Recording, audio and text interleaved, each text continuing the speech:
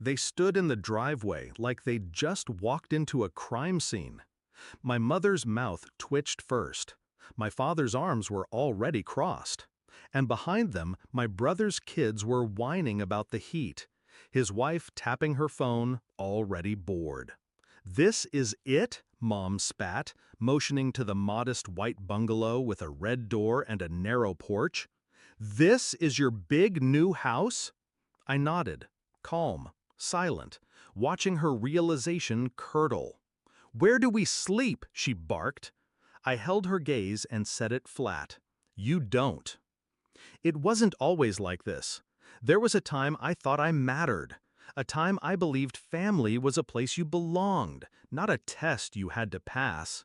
But I learned early, my brother was the sun and I was the shadow.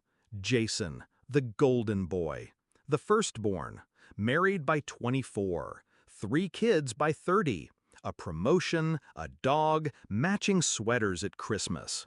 Me, I studied hard, stayed quiet, paid my own tuition, got a job, bought a car, alone. Every milestone was met with a shrug. But if Jason so much as sneezed, Mom was there with soup. The final break didn't happen in a blaze. It happened with a question. "I'm thinking of buying a house," I'd told them. Mom immediately cut in. "Oh, perfect! Make sure there are at least 5 bedrooms. Jason's family can't be cramped when they visit." I blinked. "I'm not buying a house for them." "You're being selfish," she said. "You don't have kids. What do you need space for?" I laughed. Small, tight. She wasn't joking. Dad joined in. "You have no one to come home to. It's only fair you make room for family.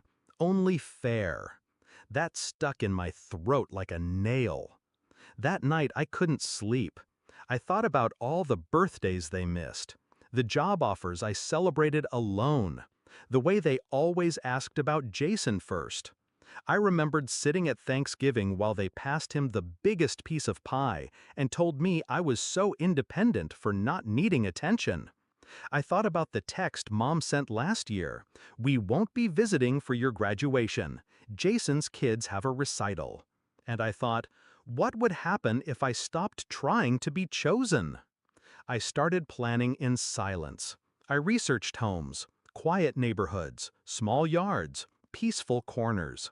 2 bedrooms, one for me, one for an office. No guest room, no space for guilt, no room for manipulation. I signed the papers within 2 weeks, didn't tell them, didn't send pictures. When they found out, through a post I made for friends, Mom called immediately. "You bought a house and didn't tell us? You weren't interested." "Of course we are. We'll come this weekend. Make sure the kids have space." That was the moment, the one I'd been waiting for. I said, "There's no space for them." Silence. Then the shriek. They still came. They thought I was bluffing. They pulled up with luggage, car seats, expectations. I greeted them at the door, alone. No welcome mat, no smiles, just keys in my hand and steel in my spine. Mom peered past me. "Where are the other rooms?" "There aren't any." Jason stepped forward. "You knew we were coming." "I did."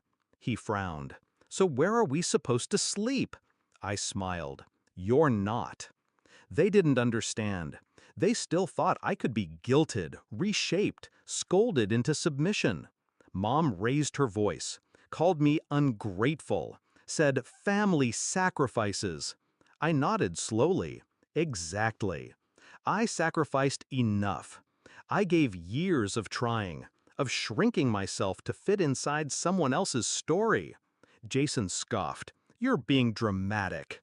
"No," I said. "I'm being free." They didn't stay long. 15 minutes of stunned silence and sputtered insults. Then the slamming of car doors, the engine roaring down the street. And me? I stood alone on my porch, unbothered, unburdened. The house is quiet now, my kind of quiet. Mornings with coffee and sunlight, evenings with books and silence. No forced smiles, no adjusting to fit. Just me, breathing easy for the first time in years. They call sometimes. I don't always answer. And when I do, the tone is different now. Measured, hesitant. They ask about visiting. I say I'm busy. They ask if I'm angry. I say, not anymore. Because this isn't about rage. This is about reclaiming. People think revenge is loud, but the loudest revenge is peace. Mine is a 2-bedroom bungalow and a locked front door.